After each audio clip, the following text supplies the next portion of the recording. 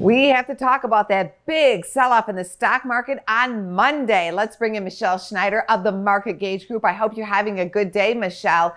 The stock market move was quite swift and pretty large here. A lot of people are calling it a correction. What do you think led to the sell-off? Was it just something that was happening technically, or the rise in COVID cases?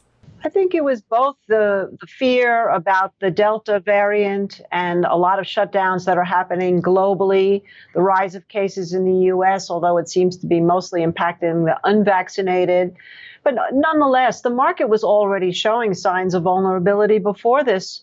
We had been talking about transportation being weak, along with the regional banks and with the retail sector and the small caps. While NASDAQ was making new highs, the small caps were struggling. And we've talked about this over the years, that's usually a sign that if we cannot see a catch up in some of those really key economic areas like small caps and transportation and retail, generally that means that NASDAQ starts to look around and says, whoa, and there's a sell-off. Now, the question is what happens from here?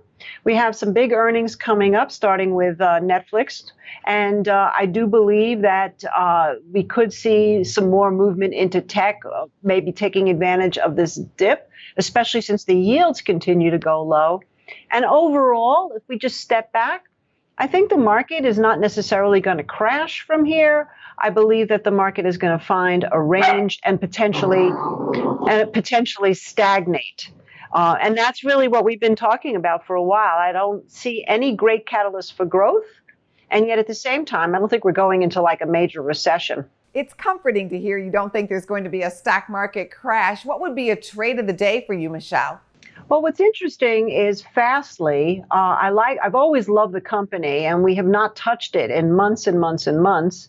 But it's done something very interesting. In our momentum indicators, it's already showing a positive divergence, which means the momentum is showing that it has potential to go higher. However, I would wait for two closes over the 50-day moving average, which is at 51.50.